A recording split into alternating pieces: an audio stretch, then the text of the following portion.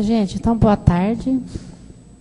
Nós vamos iniciarmos o nosso estudo da tarde. Vamos chamar a Simone para ela ler para nós a mensagem do livro Seara dos Médiuns.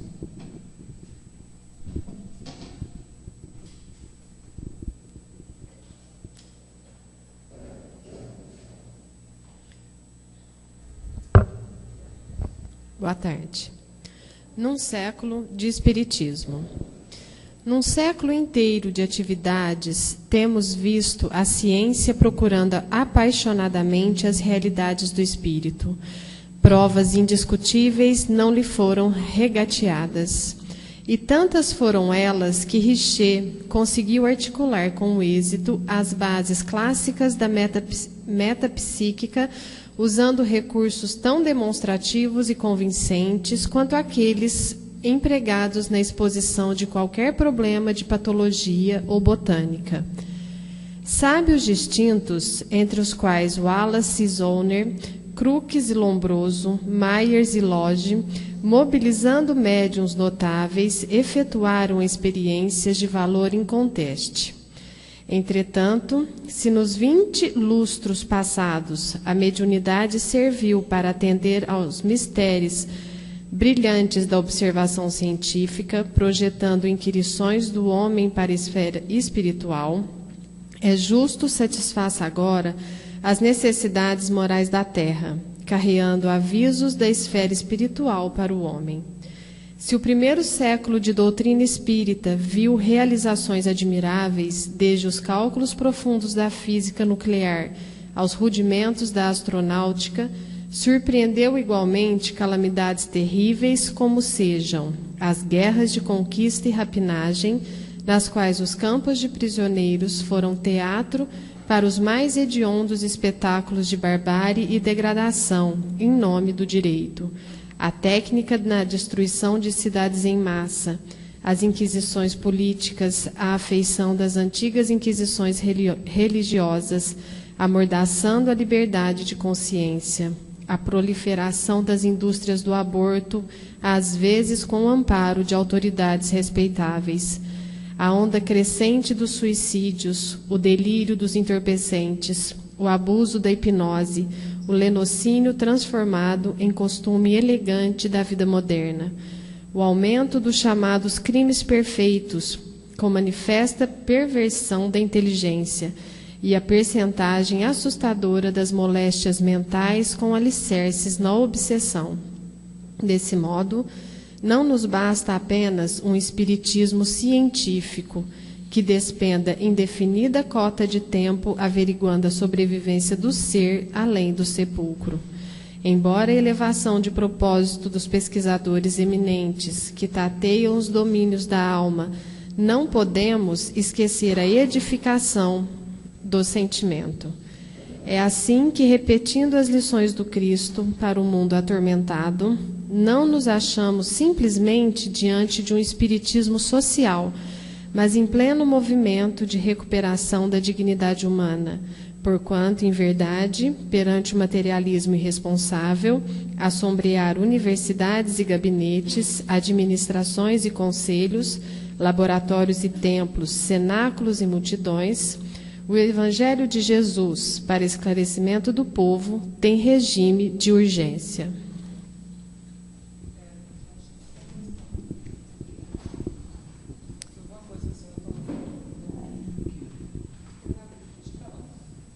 Só uma parte que eu tenho outro. Ele abre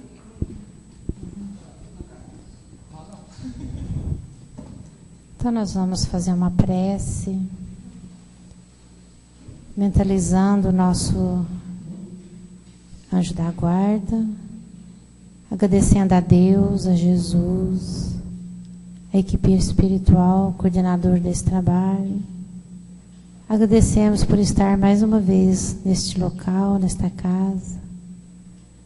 Pedimos à equipe espiritual também que ampare a Cléria, para que ela possa transmitir para nós, com muito carinho, tudo o que preparou.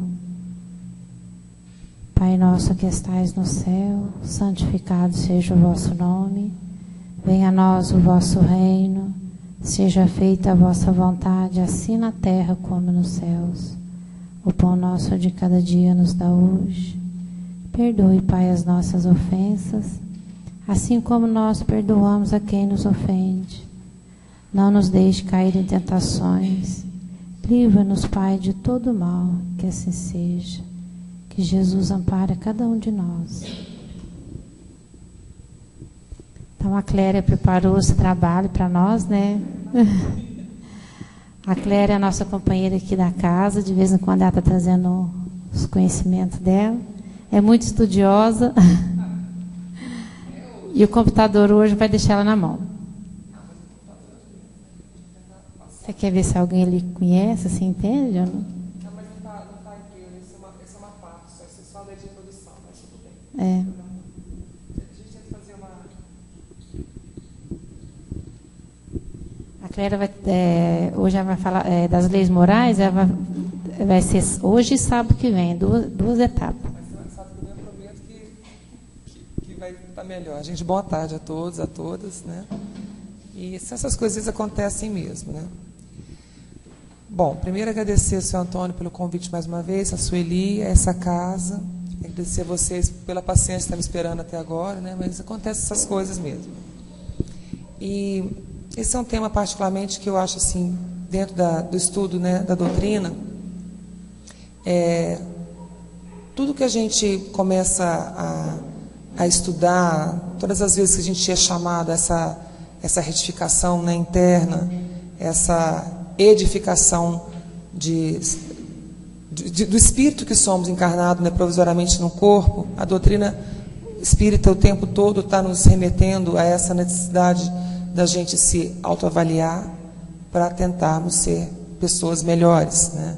Essa questão dessa reforma íntima que a gente ouve tanto, né, dentro da doutrina, e que até por uma ocasião eu escutei, já até falei isso antes, por uma ocasião eu já escutei alguma pessoa falar que é uma doutrina muito bonita, mas porém muito difícil, né? Eu falei, em que sentido, né? É porque o tempo todo nos aponta para essa necessidade de fazer essa tal da reforma interior, reforma íntima, né? E até na época eu comentei com essa pessoa, falei, olha, mas se você for analisar, toda e qualquer doutrina espiritual, qualquer religião, aponta para a mesma necessidade, né? Aí ela me retrucou dizendo que exigente, de dando para a gente essa correção, né? Para que a gente possa a trilha de falhando aqui, Santo.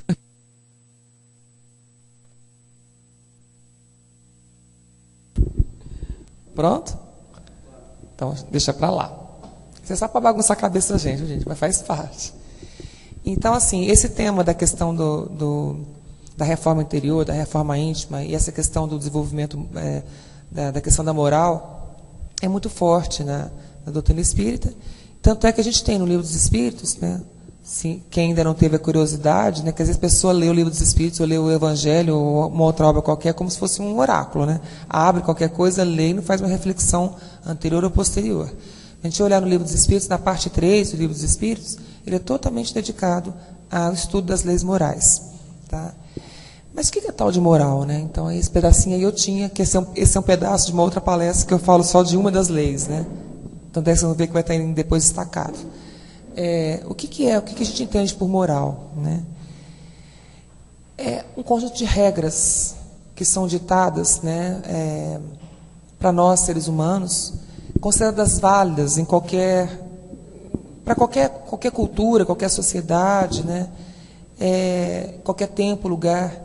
E essas regras ditam para nós, né, como que a gente deve o bem proceder. Tá? Então, assim, ela está muito ligada à questão dos bons costumes. Tá? Dentro da doutrina, a gente vê que a moral está relacionado ao domínio do lado espiritual, tá? Em oposição ao lado material, ao lado físico. Por aí a gente entende, quando o André Luiz fala, por exemplo, que nós somos herdeiros de nós mesmos. Em que sentido? A gente tem filhos, os filhos podem puxar nossas características físicas, né, parecer com o pai, com a mãe, ou misturar um pouco, né? Ter características materiais, do físico, da carne, semelhantes com seus pais, os seus genitores, ou até seus antepassados. Até problemas de ordem de saúde, né? Entretanto, a questão da moral é uma herança do próprio espírito. O que quer dizer isso? É claro que os pais têm responsabilidade na criação, na condução, na educação daquela criança, sim, sem dúvida. Entretanto, a herança moral, né, esse arcabouço moral, isso é conquista de cada um de nós. Então eu sei que fazendo essa reforma interior, desenvolvendo meu lado moral, né, essa questão que é domínio do espírito, numa próxima oportunidade de encarnação, a gente sabe que a gente sempre galga, né, uns passinhos, né, alguns estacionam um tempo, mas a tendência sempre, nós somos fadados à evolução, né, felizmente. O que acontece? Aquilo que eu consegui dominar da minha forma de ser, as minhas más tendências, as minhas más inclinações, aquilo que eu consegui domesticar mesmo, falar como até um bicho mesmo, como a gente domestica um animal, nós somos animais, né, encarnados, né? Aquilo que a gente consegue nesse domínio é herança, é patrimônio individual. Então a gente pode dizer que a moral ela é uma reserva do espírito, ela é domínio do seu lado espiritual, em que pese o fato de que nós, como pais e mães, termos responsabilidade sobre a criação dos nossos filhos, né, buscando educá-los dentro de uma moral, de um preceito, no nosso caso, cristão, mostrando o que é certo e o que é errado, corrigindo, amparando.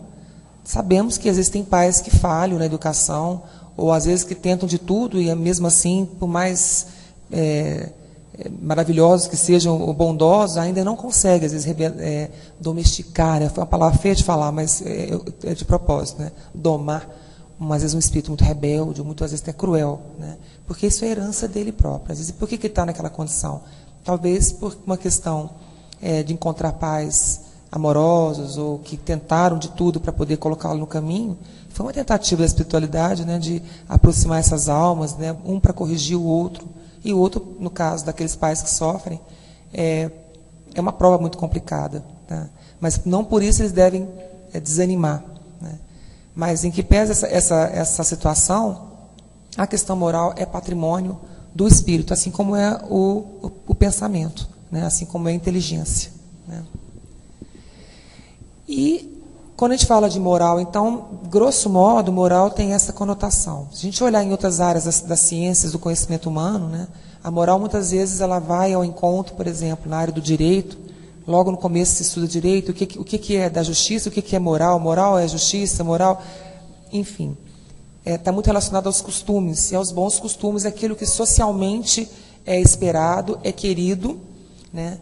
E essa questão da moral, ela se liga assim, de uma maneira praticamente universal. Existem coisas que, apesar de termos diferenças de conceito, de preconceito, moralmente dizendo, elas são aceitas e são vistas em quase todas as culturas, em todas as épocas da humanidade. Sabemos que algumas coisas podem até ser alteradas em função da cultura, da história, mas existem algumas situações que são fundamentais e são pertinentes a todas as épocas e costumes e povos, independente se ele tem um tipo de pele diferente da minha, cor de cabelo, de olho, crença, costume. Existem alguns preceitos que perpassam a questão da nossa humanidade, não conhecendo, portanto, as barreiras, as fronteiras do idioma, das crenças, da cultura. E quando a doutrina espírita fala o estudo da moral, que ela se dedica à terceira parte do Livro dos Espíritos para o estudo da moral, ela fala também de leis morais. O que seriam essas leis morais? Se entendemos que a moral é um conjunto de regras de conduta, entendemos que as leis morais são as leis, e nós vamos ver esse sábado e no próximo, que são 11, né? Conforme a doutrina espírita nos explica. Que essas leis morais são as leis que conduzem o quê? A consciência. Lá na pergunta 621 do Livro dos Espíritos, a pergunta que é feita é: onde está escritas as leis de Deus? E a resposta é bem curta: na consciência. Então, o nosso tribunal é a nossa consciência. É lá que estão escritas todas as leis morais, ou seja, todas as leis de Deus.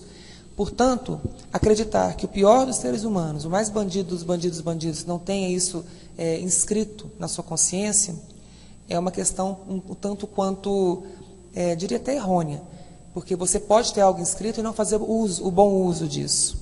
Tá? Sabemos que algumas pessoas estão temporariamente fora da razão, por uma doença psíquica qualquer, tá? E, portanto, não fazer uso dessa consciência de uma maneira adequada porque ela está adoecida, mas em espírito existe esse registro. Tá? E muitas vezes ela está nessa situação por uma expiação ou até por uma prova, para que espiritualmente ela progrida, que ela evolua. Tá? Então, essas leis morais, elas são, eu falo que estão escritas na consciência, né? E é um conjunto de preceitos para conduzir as ações dos homens, dos seres humanos. Né? Pertence, como eu havia dito, ao domínio dos espíritos, assim como a inteligência e os bons costumes. Tá? E o que seria, grosso modo, essa lei moral? É uma ideia transformada em ação, visando o bem da pessoa e, obviamente, o bem comum. Tá? Já havia falado para vocês no início que essa questão que a doutrina bate muito, né, reprisa e fica o tempo todo nos apontando, né, para essa questão da necessidade da reforma íntima, da reforma interior, da reforma de si mesmo. E aí, lá no Evangelho, no item 4 do capítulo 17, propriamente dito, nós temos um discurso, vamos dizer assim, muito pertinente, que acaba sendo o condutor, né, dessa filosofia, né, lembrando do seu tríplice aspecto de religião, filosofia e ciência. Como é que você conhece, então, o verdadeiro espírita? Né? Então, responde os espíritos, né, que esse verdadeiro espírita ele é reconhecido pela sua transformação moral, né? Por essa transformação e pelo esforço que ele emprega, né, em domar essas más tendências, essas más inclinações. Então a gente pode ler, conhece o verdadeiro espírito, conhece o verdadeiro cristão, quando você percebe uma transformação no campo moral dele. Ele é perfeito? Não. Somos? Não. Somos aspirantes a essa perfeição, mas está longe ainda de sermos, né, esses seres perfeitos. Mas temos um modelo. E qual é o modelo de perfeição? Responde os espíritos numa outra pergunta, Jesus. Vide Jesus, o espírito, o modelo mais perfeito, né, em termos de espiritualidade, de moralidade, que já pisou essa terra. Então nós temos sim um modelo a seguir. Só que a gente não consegue, nós temos nossas barreiras físicas, mentais, espirituais, emocionais, que nos impede, nesse momento da nossa existência, de sermos essa perfeição. Mas temos um modelo, portanto, a gente tem para onde mirar. É fácil? Não, não é fácil. Não é fácil tentar ser bom, não é fácil tentar ser justo, não é fácil tentar ser um ser espiritualmente mais elevado, mas quem disse que tem que ser? Né? Então a gente reconhece um verdadeiro cristão, um verdadeiro espírita, quando ele realmente está empregando boa parte do seu tempo para poder tentar domar essas más tendências, né? Essas más inclinações. Eu costumo dizer que cada um de nós sabe onde o calo aperta. Né? Não preciso que ninguém me faça o favor de apontar os meus defeitos. A gente prefere apontar o defeito alheio. Né? Mas quando a gente olha no espelho, a gente sabe o que a gente está vendo refletido ali. Então, ali quando eu olho no espelho, eu olho para aquela mulher que eu vejo refletida, eu vejo o que ela tem de potencial, de equilíbrio, de bom, de justo, as coisas que eu já caminhei. E as muitas coisas que eu ainda tenho que caminhar. Tá? E eu acho que cada um de nós tem essa peculiaridade, essa particularidade e essa promessa. Então, muitas vezes a gente precisa, claro, de uma corrigenda, né, de um puxão de orelha dos nossos pares, as pessoas que mais nós temos proximidade por laços de amor, né, seja parentesco ou não, para dizer para a gente onde a gente está errando. Tá? Às vezes realmente isso é necessário. Mas, no fundo, lá no tribunal da minha consciência, das nossas consciências, a gente sabe onde é a nossa fragilidade. Onde é que a gente pode resvalar, né? Usar um termo aí, vindo da Igreja de Roma, da Igreja Católica, o pecado, né? Onde é o nosso maior pecado. Então, é olhar para isso, ter coragem de olhar para isso e enfrentar isso. Não é algo que a gente possa conseguir, talvez, numa encarnação, não é algo que a gente possa erradicar totalmente do nosso coração, dos nossos gestos, dos nossos atos, mas é algo que a gente tem que olhar e tentar domar. Tá? E o que eu acho mais bacana nessa história, né, assim, usando uma expressão mais coloquial, é que apesar das nossas fragilidades, das nossas debilidades morais, né, da nossa falta de virtude em alguns campos, né, que na verdade onde escasseia essa virtude, ela abre uma porta para os vícios, né? Apesar disso, nós somos chamados ao estudo e nós somos chamados ao trabalho.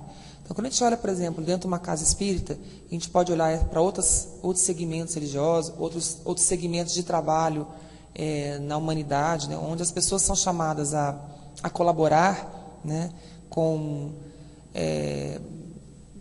a edificação de um mundo melhor, né? Se a gente não quiser ficar só preso dentro de uma casa espírita, quando nós somos chamados a esse tipo de trabalho, um trabalho filantrópico, um trabalho voluntário, ou aqui, vamos pensar numa casa espírita, para trabalhar, seja na assistência, no atendimento fraterno, fazendo o que eu procuro fazer dentro das minhas imperfeições, trabalhando no passe, na mediúnica e outros tantos, na parte social.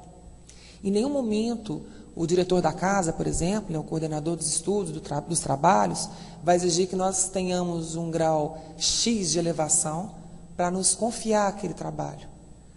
E isso é muito bacana, porque em alguns momentos das nossas vidas, a gente tende muitas vezes a pensar que eu preciso estar X degraus evoluídos para começar a fazer um trabalho, sobretudo trabalho de cunho espiritual. Isso não é verdade.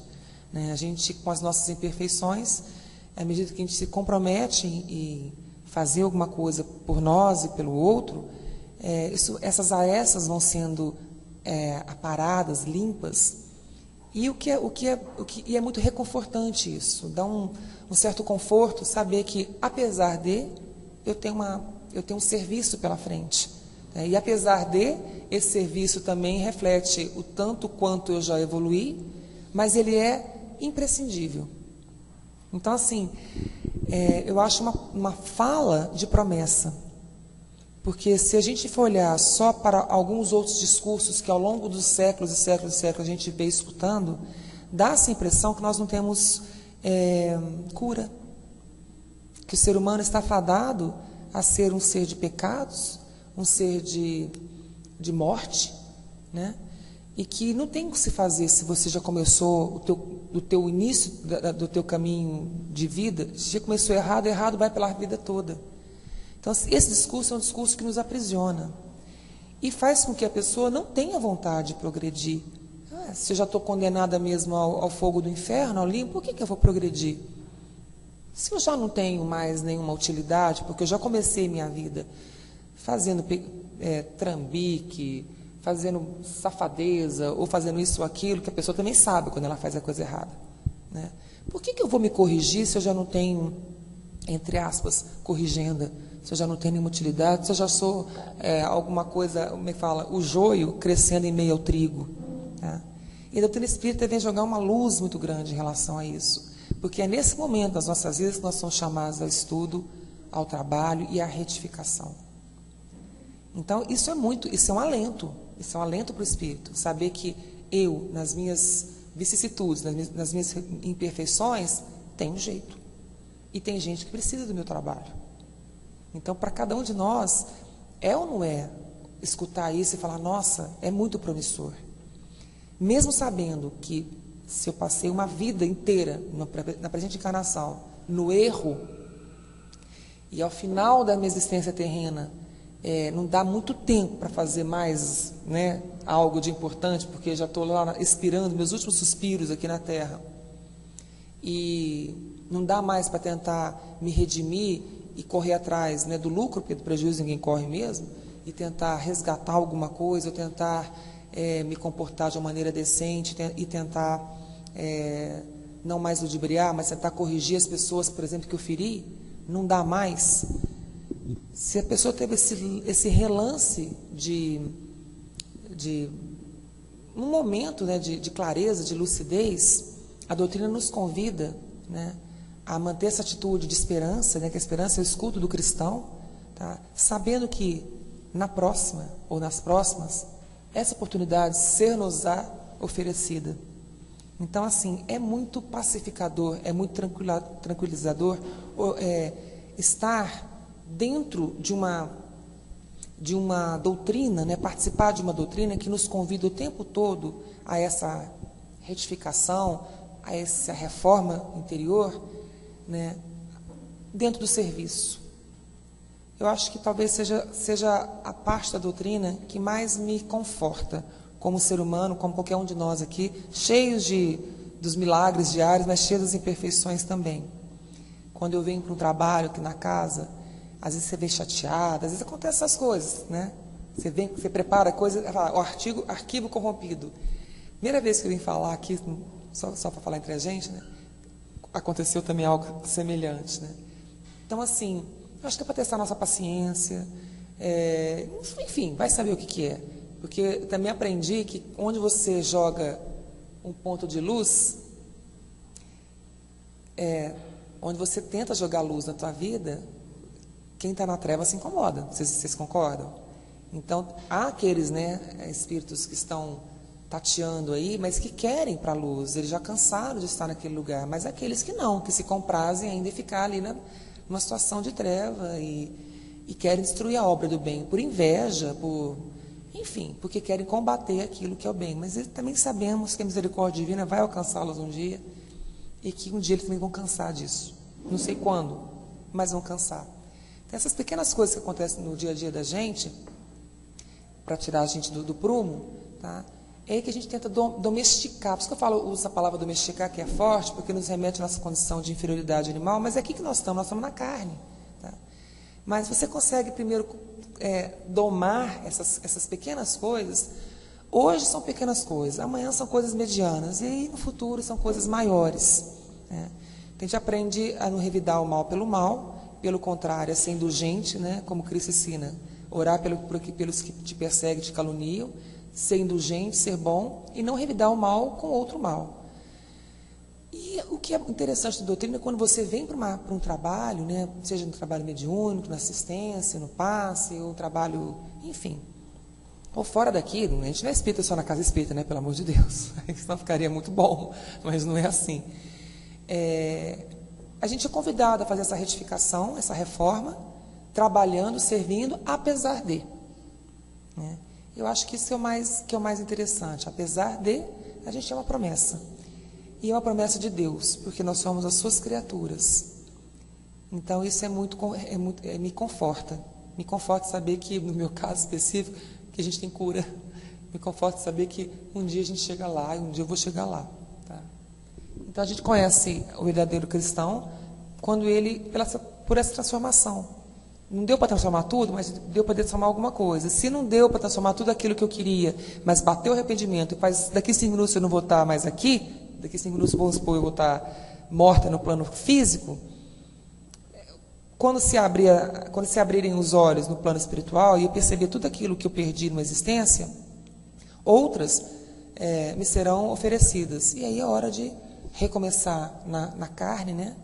Uma nova experiência, já trazendo isso do pretérito, as sombras dos erros, as sombras dos acertos, e tentando sempre progredir. Tá? No Livro dos Espíritos, na parte 3, né, vocês depois, todo mundo com certeza deve ter o Livro dos Espíritos em casa, a parte 3ª do livro, é totalmente dedicada a estudar as leis morais. Né? O livro que faz sempre um eco, né? Está sempre como é que eu vou dizer, em paralelo com toda a obra, né, espírita. Eu vou pegar, estou falando assim, pelo menos do Pentateuco kardeciano, que são as 5 obras, né, as principais obras de Kardec, embora Kardec escreveu muito mais obras, a Revista Espírita, as viagens espíritas, aquela coisa toda.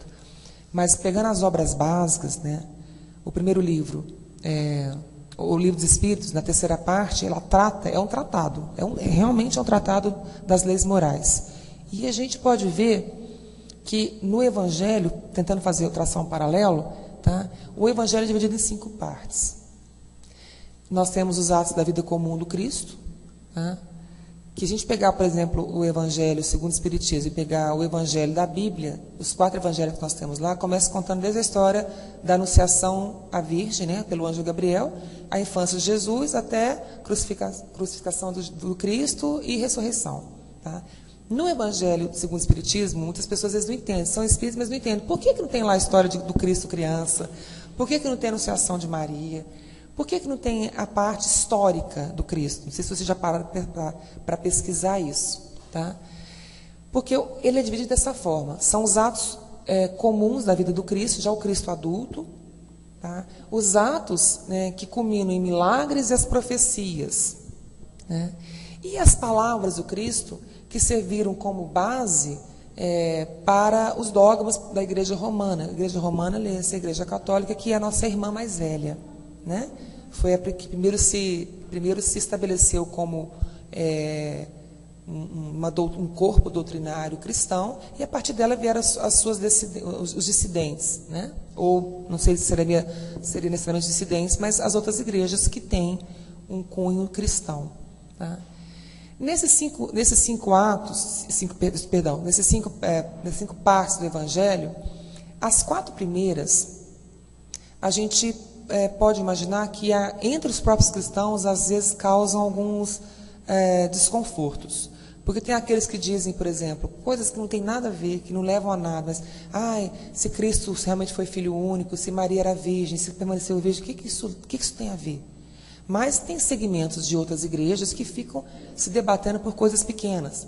Acreditam, às vezes, em alguma profecia e falam que outras que estão, por exemplo, nos evangelhos apócrifos, não são. Então fica um debate totalmente sem fundamento, que não leva a nada, que não corrige, que não nos educa. Tá? Dessas 5 partes do Evangelho, tá? Aquela que nunca foi alvo de crítica ou de disputa religiosa, nem mesmo entre os cristãos, e até entre cristãos e outros não cristãos, foi relativo ao ensinamento moral. Se a igreja X com a igreja A, com a igreja Y, briga por conta dessas bobagens, isso é profecia, isso não foi, isso é bobagem, isso é interpretação, isso é especulação, porque tem isso entre cristãos, tá?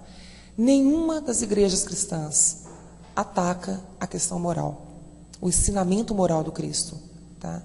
Portanto, é isso que acaba tendo destaque no Evangelho e também é totalmente dedicado na terceira parte do livro dos Espíritos.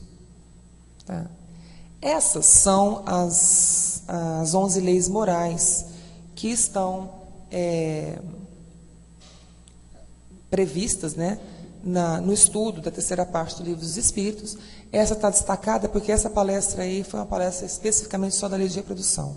Então, mas o começo dela, que estava até agora aqui, é comum quando eu falo das leis morais, que foi o arquivo corrompido que não quis abrir hoje aqui. Tá? Então, a gente vai tentar ver hoje, pelo menos a metadezinha, né? Se não der, a gente retoma semana que vem, e não tem problema, assim, a gente vai passando devagarinho, vai passando rapidinho às vezes, né? Essas são as 11 leis morais, né, que são estudadas na terceira parte do livro dos Espíritos. A primeira é chamada lei divina ou natural. Tá? A segunda é a lei de adoração. A terceira é a lei do trabalho. A quarta é a lei de reprodução. Lei de conservação, destruição, sociedade, progresso, igualdade, liberdade. E aquela que a gente poderia dizer que acaba condensando todas elas, que é de justiça, amor e caridade. Primeira lei, né, que eu não a tenho aqui, não tenho. Primeira lei, a lei divina ou natural. Por que tem esse nome, divina ou natural? Os Espíritos nos ensinam, nessa primeira abordagem, lá no livro dos Espíritos, que nós podemos dizer que todas as leis, tudo aquilo que é natural, tudo aquilo que é esperado, que se cumpra naturalmente nesse planeta, fora desse planeta, nesse cosmo. Vamos pegar um exemplo, por exemplo.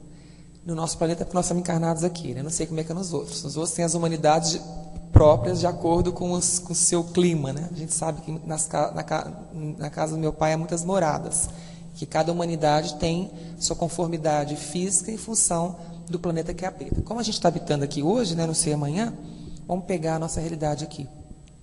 É natural que todos, por exemplo, os animais, né, os seres vivos, não só os animais, que tenham um início, seja através de um ato sexual, que a gente vê na lei de reprodução, seja através de alguns animaizinhos, não sei se eu poderia falar animais, mas unicelulares, lá, microscópicos, eles fazem a sua própria, eles se reproduzem sobre si próprios e vão se reproduzindo e criam clones de si próprios, né? Mas que todos esses seres vivos, eles têm um tempo a cumprir. Então eu costumo dizer, né, que você nasce, cresce, reproduz e morre, não é assim? É mais ou menos dessa forma. Então você tem um momento de você germinar aqui na Terra, de você aparecer aqui. Nós, seres humanos, somos frutos da união de dois gametas, né, feminino e masculino, que se unem para dar um corpo físico, um corpo material, né, e poder permitir a experiência desse espírito estar habitando uma carne para poder aprender, né? E a gente tem uma infância onde a gente aprende várias coisas, às vezes mas preferencialmente as coisas boas, vai à escola, tem a família, enfim, vai crescendo. E você depois vai para o trabalho, tem os primeiros relacionamentos, alguns se casam, outros não, e alguns têm filhos, outros também não. Você cumpre uma jornada terrena aqui, 60, 70, 80 anos, às vezes menos, tá? E depois a gente desaparece, fisicamente. A gente, do pó vieste, ao pó retornas. A gente volta a ser banquete para a terra, né? Para os nossos irmãozinhos lá que vão nos devorar. A gente cumpre um ciclo. Todos os animais, os seres vivos. Tá? E isso faz com que isso é natural. Só tem um exemplo, dentre outras tantas coisas que a gente poderia analisar. Se é natural, e se concebermos tudo aquilo que é natural, que vem da natureza, e a natureza tem um Criador, que não é o ser humano, logo, tudo que é natural, leia-se, natureza é divino. Então, assim, portanto, essa lei moral é chamada de lei natural, a primeira, ou divina, por conta dessa equação que eu poderia dizer que é pura matemática. Se tudo aquilo que está aqui cumpre uma finalidade, cumpre um objetivo natural. Ora, se é natural, pertence à natureza, se a natureza tem um Criador, cujo desígnios nós não conhecemos, porque nós não vemos a Deus, nós vemos a sua obra, não é? Quando eu abro minha janela de manhã e vejo o sol, vejo os pássaros cantando, vejo meu próprio corpo, vejo a vida pulsando, eu vejo o resultado, eu vejo essa obra, mas eu não vejo a Deus, eu vejo o que Ele fez por nós, eu vejo a mim mesmo e vejo que sou sua obra, sua criatura. Tá? Se eu, como qualquer um de nós, tudo que está na natureza cumpre uma finalidade, das quais muitas vezes essas finalidades nós não temos acesso, o nosso conhecimento não chega, o nosso intelecto não consegue acompanhar, mas se partimos da premissa que esse pensamento criador, que criou tudo o que existe e tudo aquilo que virá a existir, a gente não consegue imaginar isso, é complicado, pertence ao domínio do divino, então a lei natural é a lei divina. Tá? O que tem a ver isso e todas essas 11 leis com lei moral? Porque ao cumprir esse trajeto, ao cumprir essa natureza e os desígnios aos quais somos chamados, tá? Estamos fazendo isso para caminharmos no sentido da evolução moral, da evolução espiritual. Então, quando a gente olha, por exemplo, lei natural, adoração, trabalho, reprodução, destruição, morte, sociedade, tudo isso com vistas a aperfeiçoar o ser que somos, para que um dia tenhamos asas, né, divinas, para que um dia possamos conhecer o Criador face a face. Nós não temos ideia como seria isso, mas podemos imaginar talvez uma cópia um pouco imperfeita, mas podemos imaginar, se a gente consegue se maravilhar diante do belo, diante daquilo que nos toca, nos emociona, imagina diante do Criador. Né? Então, essa lei divina natural, porque tudo aquilo cumpre uma finalidade, cumpre um propósito, cumpre um ciclo. O nosso ciclo terreno, ele tem hora marcada, né? Nosso ciclo terreno, como seres humanos, nós não somos eternos no físico, Graças a Deus, né? Felizmente. Imagine quem está no físico adoecido, ou no físico com algum problema, ou no físico que não se contempla. Então, a misericórdia divina, e a gente aprende isso na doutrina, nos dá a oportunidade de virmos renovados num outro físico. A lei de adoração, também cumprindo um propósito de adorar para progredir, né? A lei de adoração nos ensina o seguinte, que eu achei muito bacana quando eu li isso pela primeira vez, em que pese o fato de existirem pessoas que não acreditam em nada, né, os ateus, né, isso existem, sempre existiram, acho que vão existir ainda por algum tempo, não sei, nunca houve, isso aqui o Livro dos Espíritos nos ensina, nunca houve uma sociedade ateia, uma sociedade inteirinha, cujos membros não adorassem, não reverenciassem o Criador.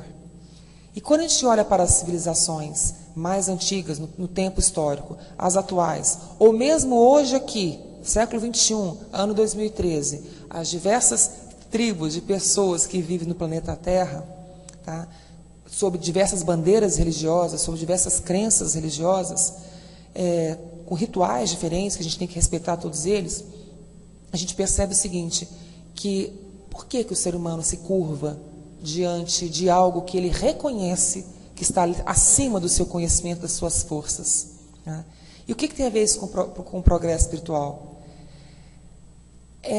Essa lei da adoração nos faz dobrar o joelho e reconhecer que existe algo acima da minha cabeça que é muito maior e que a tudo rege, que a todos rege. E ao fazer isso, me obriga a ser humilde. E quando me obriga a ser humilde, eu tenho que olhar para as minhas deficiências e tenho que olhar para aquilo que eu já conquistei e não me gabar disso, mas estar vigilante. É onde o Cristo fala, orai e vigiai. Aí ele conta a parábola das virgens, né, da noiva, que soubesse que o noivo viria, se prepararia, né? E se a gente soubesse, né, quando é que a gente se prepararia, mas o certo é não sabendo estar preparado sempre, porque a qualquer momento a gente pode ser chamado para esse ajuste de contas. Então, é claro, se eu soubesse que eu ia encontrar Cristo, a mãe encarnada, eu ficava bonita, que a mulher, né, ia fazer cabelo, unha, depilar, não é nada disso. Como a gente não sabe que hora que nós vamos ser chamados, então o certo é a gente estar sempre vigilante, sempre em oração, né, e vigiar as nossas tendências, não procrastinar isso, porque a qualquer momento a gente pode ser chamado para esse ajuste de contas, tá? E na lei de adoração, quando eu reconheço que eu tenho uma força que é superior a mim e que me faz dobrar e que me faz reconhecer a minha fragilidade, que sem ele eu não consigo caminhar sem cair, tá? Eu estou caminhando no sentido de um progresso moral. Eu estou cumprindo dos meus percursos para atingir, esse grau de perfeição que eu não sei quando será. Tá? Eu estou olhando aqui no relógio. Não está batendo com o talau que está aqui, né? Lá não estou chegando muito não, mas enfim. Estou vigiando aqui para não ficar falando na orelha de vocês, ficar muito chato, né? Também. Lei do trabalho. Eu acho que todo mundo aqui, tem quase certeza que todo mundo aqui trabalha, né? Ou fora, tem um trabalho fora, remunerado, ou dentro de casa, que é o trabalho, né, que nós mulheres fazemos, né, as donas de casa, e às vezes um trabalho que não é reconhecido, porque não tem não afere um valor comercial, mas é muito bom você chegar em casa, na condição de marido, de filho, de filha, e encontrar tudo pronto e organizado para o seu deleite, né? E é trabalho. E por que a lei do trabalho, né? O que nos ensina os Espíritos? Por que a lei do trabalho ela é importante para o nosso progresso material, para o nosso progresso, material também, mas nosso progresso espiritual? Como seres encarnados, como espíritos encarnados que somos, a gente não prescinde do trabalho, porque é o trabalho que realmente nos dignifica. A doutrina nos explica que o trabalho ele é necessário para a nossa evolução espiritual, porque é através dele que você vai sustentar a si próprio, a sua família, né? É o trabalho que te tira da ociosidade, né? Como dizem os antigos, né? Mente vazia, oficina do diabo, já escutaram isso? Eu tenho que ocupar minha cabeça, ocupar as minhas mãos, trabalhando, e qualquer trabalho é digno. Do mais singelo, a pessoa que tem menos instrução, aquela que tem instrução superior, todo o trabalho é digno, todo trabalho é bom, porque ele tira o homem dessa ociosidade, ele faz com que o homem descubra coisas a partir do seu trabalho, a partir da sua engenhosidade e transforme a sua vida e a vida dos demais. Imagine se o ser humano não tivesse trabalhado, nós estaríamos morando até hoje no fundo de uma caverna. Mas foi descobrindo a roda, né? Transformando uma pedra redonda e colocando coisa em cima dela e transformando, foi transformando com as mãos pedras, instrumentos e domando fogo, que nós chegamos à Lua, que nós chegamos a lugares tão longe. Ainda não chegamos dentro da gente, né, totalmente, mas chegamos a lugares físicos mais distantes, né? Por quê? Porque o homem foi adquirindo conhecimento, e com esse conhecimento ele foi transformando esse mundo, através do seu conhecimento, da sua cultura, e criando aí condições, edificando casas, pontes, estradas, escolas, creches, hospitais, descobrindo vacinas, descobrindo remédio, curas, descobrindo, sei lá, cruzando tal semente, aquela semente, eu tenho uma semente melhor, que pode alimentar mais pessoas, por metro quadrado, por hectare, não sei o quê. Então, tudo isso é fruto do trabalho humano. E os Espíritos ensinam também que aquelas pessoas que deixam de trabalhar, não porque estão doentes, porque estão velhos, né? Porque, inclusive, a obrigação nossa, enquanto filhos, sustentar aqueles que nos sustentaram no início das nossas vidas, uma questão moral. Aquele pai, aquele avô que está doente, que está envelhecido, que já não consegue seu sustento, é obrigação, teria que ser obrigação dessa sociedade toda amparar esse idoso, né? Uma questão moral de devolver aquilo que nós recebemos no início da nossa vida, quando éramos totalmente dependentes, né, bebezinhos. Mas o que os Espíritos também nos ensinam? Que aquela pessoa que está bem de saúde, disposta, ela tem saúde, ela tem um físico legal, e ela deixa de trabalhar, não porque está desempregada, ou porque está doente, mas porque ela não quer. Eu não ligo para o dinheiro, e o dinheiro não é nenhuma coisa ruim, o dinheiro é bom. A gente precisa do dinheiro para poder comprar as nossas coisas, dar conforto à nossa família, pagar nossas contas, não tem nenhum pecado nisso. Agora, como você obtém esse dinheiro, que é complicado. Se for o dinheiro de uma forma ilícita, às custas do sofrimento, do vício do outro, ou às custas de uma coisa moralmente não aceita, você vai responder sobre isso. Mas o dinheiro, fruto do meu trabalho, ele é bom e ele é necessário, porque ele move a sociedade. E os Espíritos nos ensinam que o ser humano que fala, não quero trabalhar, não ligo para isso, ele acaba sendo um peso para o social. Olha que coisa mais coerente. Então, moralmente, isso não é aceito. Eu não digo aquele que está parado por uma questão de saúde, uma questão de desconforto físico, ou que está desempregado momentaneamente. Eu digo aquelas pessoas que acham, vou fazer um voto de pobreza na minha vida e vou viver, né, da caridade alheia, sendo que eu posso transformar o meu dia a dia. Isso não é nenhum benefício. A pessoa acha que fazendo isso ela vai se espiritualizar, isso não é verdade. Porque ele acaba sendo um peso para o social. Ele que tem condição de usar suas mãos para prover o seu sustento, ele acaba sendo um peso, um ônus para outras pessoas. Quando que a sociedade deveria se ocupar daqueles que são frágeis, enfermos, ou tão idosos, ou são crianças. Então, olha bem, como é que a lei do trabalho aponta para a nossa questão da nossa evolução moral. Trabalhar, porque nossa condição de encarnado nos exige. Porque se a gente não trabalhasse, estaríamos a sociedade totalmente parada, não teríamos descoberto nada, nem em termos de conhecimento, e seríamos um peso, um fardo nas costas do outro. E eu acho que ninguém em sã consciência quer ser fardo para ninguém. A gente quer ser pluma, né? A gente às vezes não consegue. Mas o querer é uma coisa, o dever é uma coisa. Muitas vezes a gente não pode ainda, mas conscientemente que sejamos pluma na vida do outro, e não fardo, né, de fel ou de chumbo. Então a lei do trabalho nos aponta isso. É trabalhando para a gente evoluir espiritualmente, provendo o nosso próprio sustento e o sustento daqueles que precisam de mim, porque é meu filho ou é meu avôzinho. A lei da reprodução, que é o que está destacada, essa eu até posso adiantar alguma coisa aqui, é a lei da renovação.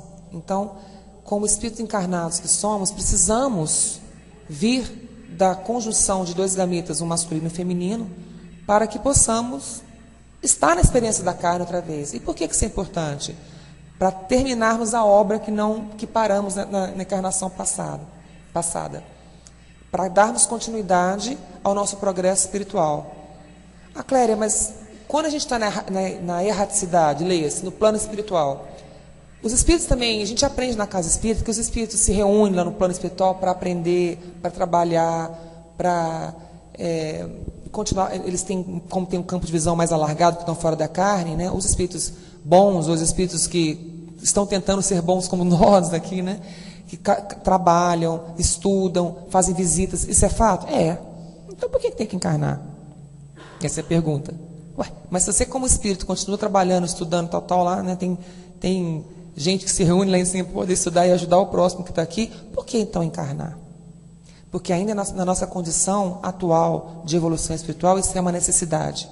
Que se cumpra através do corpo o trabalho, tá? A gente edificar uma sociedade boa, uma sociedade melhor, mais justa, haverá um momento que isso não será mais necessário, mas ainda nós estamos um pouco longe disso. E para cumprir isso, estar na carne para poder progredir, para fazer a lei do trabalho, a lei do progresso, né? Eu preciso de reproduzir. Eu preciso estar na carne. Então, para estar na carne, esse espírito tem que tomar uma forma. E para tomar essa forma e vir, eu preciso desses dois gametas. Então, a lei da reprodução é uma lei moral também, porque permite as pessoas encarnarem, tá? Permite que elas evoluam espiritualmente através da construção dos seus próprios, desse próprio corpo, né? E eu tinha falado anteriormente, né? Nessa encarnação, a gente toma o corpo que a gente tem hoje, porque é aqui que a gente precisa, como a gente está habitando o planeta Terra, é essa forma física que nós temos. Claro que tem pessoas mais baixas, mais gordas, mais claras, mais escuras, com os olhinhos puxados, falando outros idiomas, com outras características físicas, mas a humanidade é uma mesma. E independente dessas diferenças de pele, de tom, de tamanho, de largura, de altura, profundidade, que faz as diferenças raciais, nós somos constituídos dos mesmos compostos orgânicos, físicos, químicos e orgânicos. Tá? Em outras atmosferas, em outras moradas celestiais, a humanidade toma corpo de acordo com o clima, de acordo com a conjuntura que tem naquele planeta, que eu não tenho a mínima ideia como deve ser. Tá? Mas ela vai tomar as características físicas da carne que seja compatível com o ambiente físico-químico daquele planeta. Tá? E sabemos que quanto mais evoluímos moralmente, progredimos moralmente, não só mudamos a nossa fisionomia, né, ela se aproxima de algo mais etéreo, mais volátil, mais diáfano, mais divino, como também evolui, a evolução não é só da pessoa, mas ela evolui aquela sociedade, e a gente tende a ir para planetas, para casas, né, que já estão num grau superior, hierarquicamente falando, em termos de moral, e não como o nosso planeta, que ainda está na fase de transição planetária, saindo de prova e expiação para a regeneração. Tá? Então, assim, moralmente falando, ao transformarmos nosso campo espiritual, nosso campo moral, também o meu físico vai responder por isso. E, obviamente, à medida que você evolui, que você toma formas mais divinas, mais sutis, tá? Esse meu corpo vai se preparando também para habitar planetas melhores, também de formas mais sutis. Tá? O homem pode regular a sua reprodução. Dentro da doutrina espírita a gente vê que isso não é feio, não é pecado, como algumas religiões condenam. Tá? Mas nós entendemos que na doutrina que é melhor você regular, ou seja, você educar os filhos que você tem condição de educar, do que você colocar 10, 15 vidas, né? E você às vezes não dá conta de olhar para essas 10 individualidades. Então a doutrina espírita ela não condena as formas de você de anticoncepcional, vamos dizer assim, né? De você usar as formas anticonceptivas, tá? Condena sim o aborto, que aí já não é, como todas as religiões, né, cristãs, e acredito que algumas não cristãs também, porque o aborto não é uma forma de você não reproduzir, é você matar aquele ser que já está concebido. Não se fala então de anticoncepção, mas sim de você matar aquele ser, né, que é uma promessa de Deus. Então a doutrina espírita ela é muito clara nisso. Eu falar, bom, eu quero ter um filho, 2 filhos e usar algum mecanismo para não reproduzir, não é condenável, mas o aborto sim. Tá? Só que também ela aponta que muitas vezes quando a gente obsta essa reprodução apenas para a satisfação de uma sensualidade, que a gente também vai responder sobre isso, né? É tudo uma questão de escolha, né? Há momentos que a gente não quer aqueles filhos na nossa vida porque somos novos demais, ou porque estamos mudando de, sei lá, vou para outro país, eu estou num projeto de vida que não caberia aquela criança naquele momento, ou num outro relacionamento. Então você está se organizando em função de poder ter mais espaço para acolher aquela criança, né? Bom, só para a gente fechar então esse nosso encontro de hoje, para não avançar, já perdemos um pouco de tempo em função dessa situação. Uma outra lei que se segue é a lei da conservação. Né? O que é a lei da conservação? O que a gente conserva aqui? A nossa própria vida seria a primeira resposta. Né? A lei da conservação, que eu não sei se é Paulo apóstolo que diz isso, mas se não foi alguém da lavra dele, que o nosso corpo é um templo, né, que habita o Espírito. Né? E eu gosto muito quando fala que habita o Espírito Santo de Deus, e é verdade. Né? Nós temos nosso lado santo, e a gente faz mau uso. Né? Mas assim, como centelha divina, nesse corpo de carne habita uma mensagem, um sopro divino, um sopro espiritual. Então a gente tem que fazer de tudo para conservar bem esse corpo. Porque é nesse corpo que eu vou trabalhar, que eu vou reproduzir, que eu vou adorar e que eu vou cumprir meu ciclo. E cumprindo esse ciclo de vida, eu evoluo moralmente.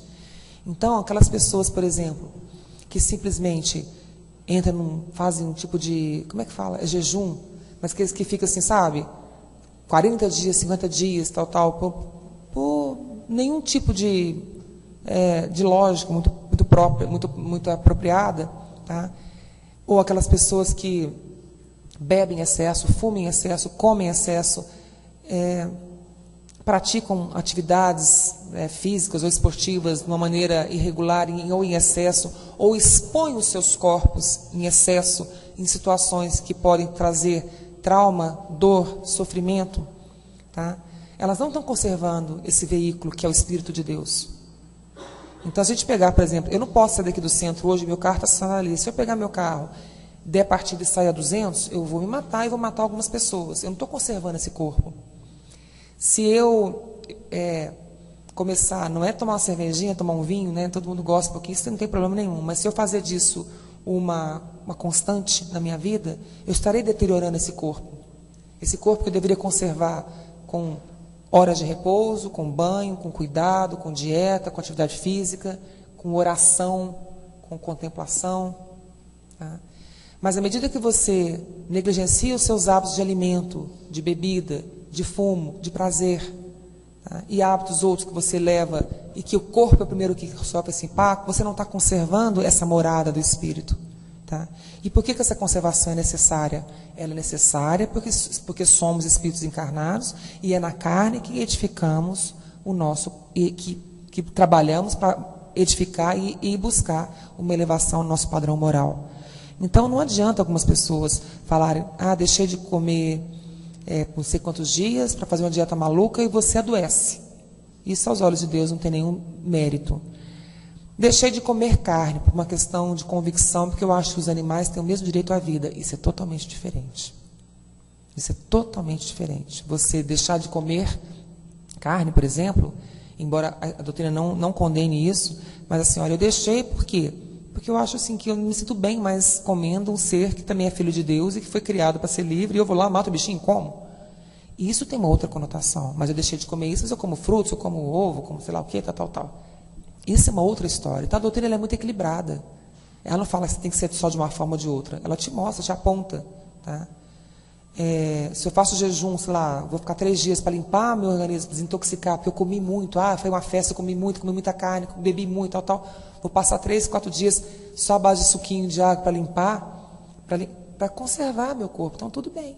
Ótimo, você vai limpar teu sangue, vai limpar teus rins, está sobrecarregado de muita gordura, de origem animal, ou de muito sei lá o que. Perfeito, eu estou fazendo isso para conservar, para poder balancear o meu excesso que eu cometi no passado, na semana passada. Perfeito. Agora, se eu realmente fechar minha boca e não me alimentar por uma greve de fome, pode uma situação específica qualquer, ou usar esse corpo de uma maneira totalmente desregrada, né?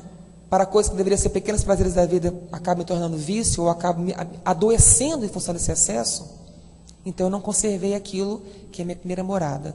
Então eu estou ferindo uma lei moral. E toda vez que a gente fere uma lei, é ali onde você fere que a gente tem que retificar. Tá? Então assim, isso a gente pode deixar para discutir na semana que vem. Mas ao fazer isso, eu estou ferindo a minha possibilidade de progresso. Então eu estou ferindo uma lei da conservação, que é uma lei moral. porque não está me permitindo que eu seja uma pessoa comum que trabalhe, que edifique e que evolua. Então é ali, exatamente onde eu cometi aquele excesso, que provavelmente numa outra eu vou ser chamada a prestar contas. E se aquele corpo que eu negligenciei por maus tratos, por abuso, provavelmente numa outra, esse corpo terá algum comprometimento. Por quê? Porque é através dele que eu vou trabalhar para ser melhor, porque a oportunidade passada eu perdi. Tá? Então, acho que a gente para hoje aqui, né? Porque são 5, a semana que vem, como é que chama isso aqui? O computador não vai falhar semana que vem, mas acho que não fez muita falta também não, né? Não sei. É que eu coloco umas coisas bonitinhas, e semana que vem a gente continua com a lei de destruição, sociedade, progresso, igualdade, liberdade, justiça, amor e caridade. Obrigada por ter me escutado, e obrigada a essa casa e aos espíritos benfeitores por me permitir esse trabalho. Nós agradecemos. Alguém gostaria de fazer alguma pergunta para ela? Ela vai voltar semana que vem. Se vocês tiverem alguma pergunta, vocês anotam, tá? Semana que vem vocês perguntam. Tá. É Luiz seu nome, né? Pode falar, Luiz.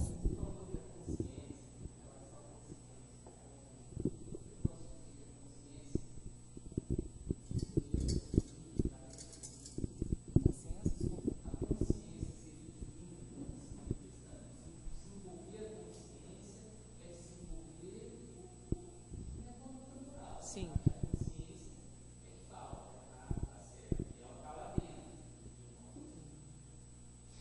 Se você, é bem interessante a sua pergunta, se você fala se a consciência humana ela é a expressão do divino, se a gente pega pela pergunta 621, onde estão escritas as leis de Deus na consciência, ora, se as leis de Deus estão escritas na consciência, a consciência, portanto, ela é esse sopro do divino em mim.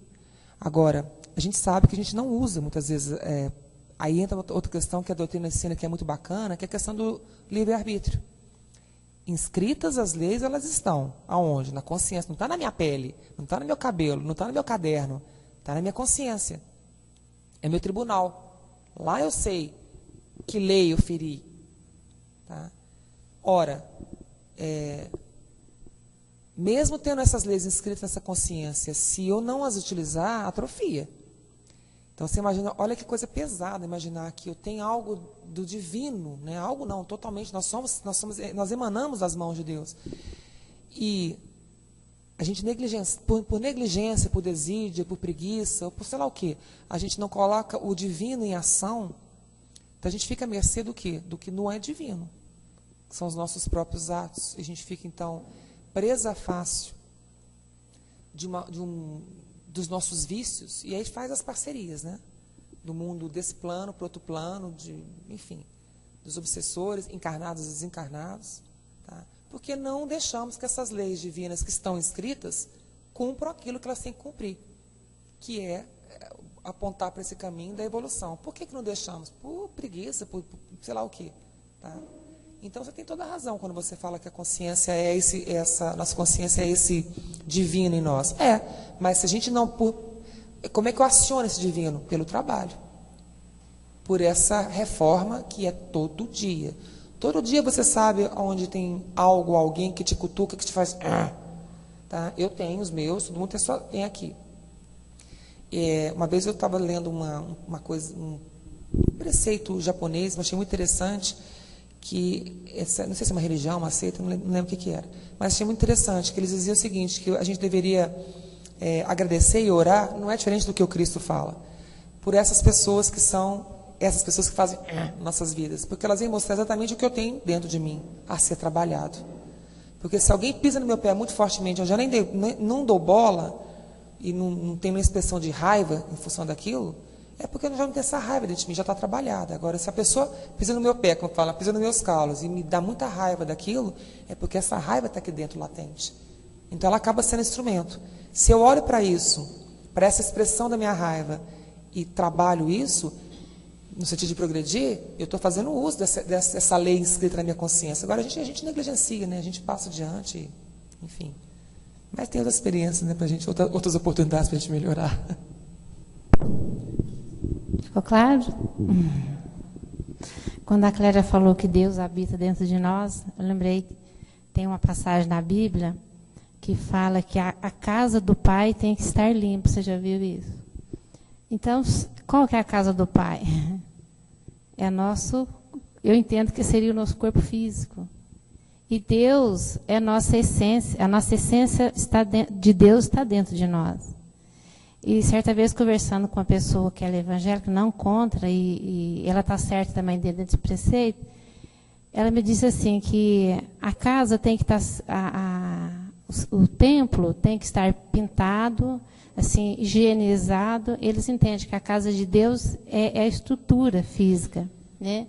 Por isso que tem muitas igrejas muito, muito bonitas, muito chique. E, graças a Deus, a doutrina nos traz outro conceito, que Deus habita dentro de nós. Então, essa casa tem que estar perfeita, sem o vício, igual a Clélia falou, sem destruir, né, esse templo que Deus habita. Deus nos prestou. Tem mais alguma pergunta? Pode perguntar.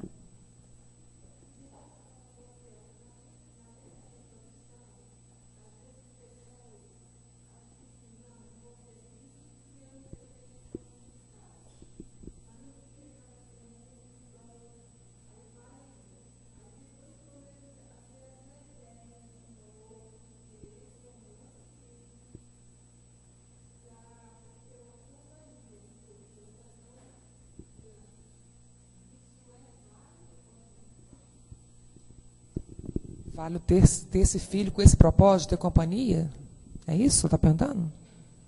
Olha, eu acredito que se a pessoa, se ela abrir um espaço na vida dela, se ela tem condição...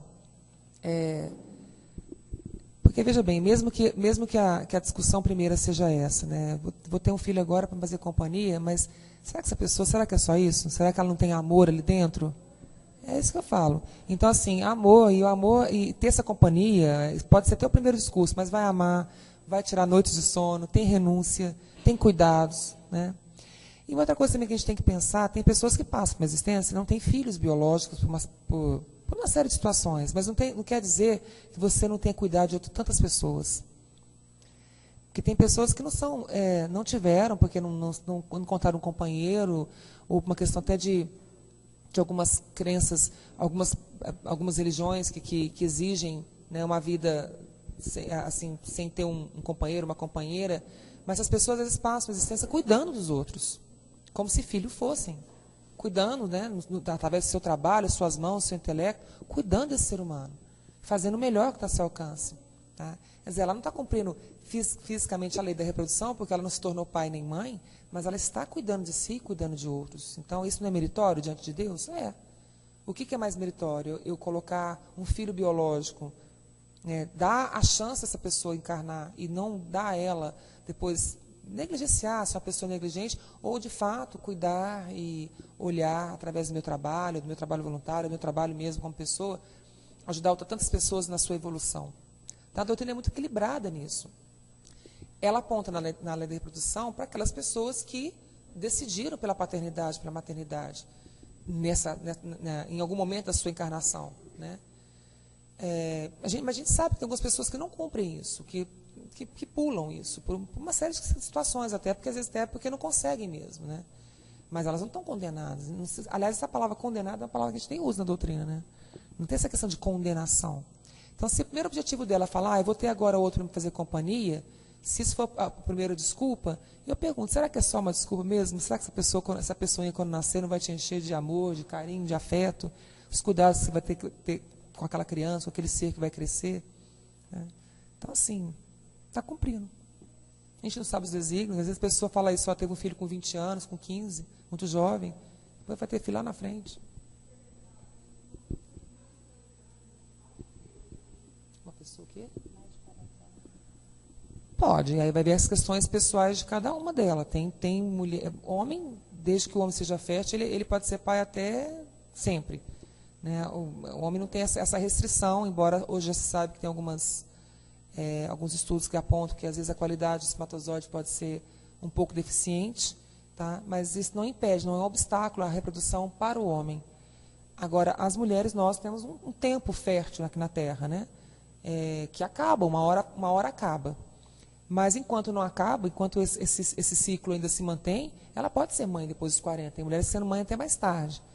Existe uma propensão maior a ter uma criança com algum nível de dificuldade cognitiva, mas existe uma propensão, mas tem mulheres que têm e que são normais, né, no sentido assim, de que não tem nenhum desse tipo de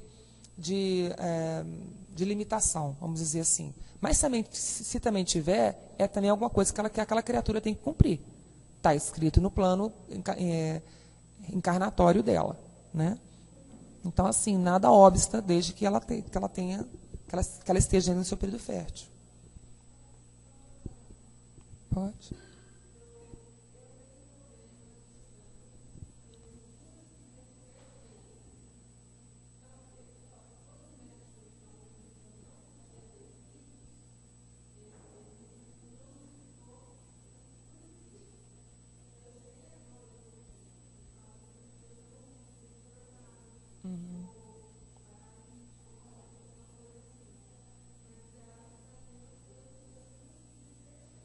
Então, tá vendo? Se você tivesse acreditado só na voz do médico, você não estaria com sua experiência de mãe.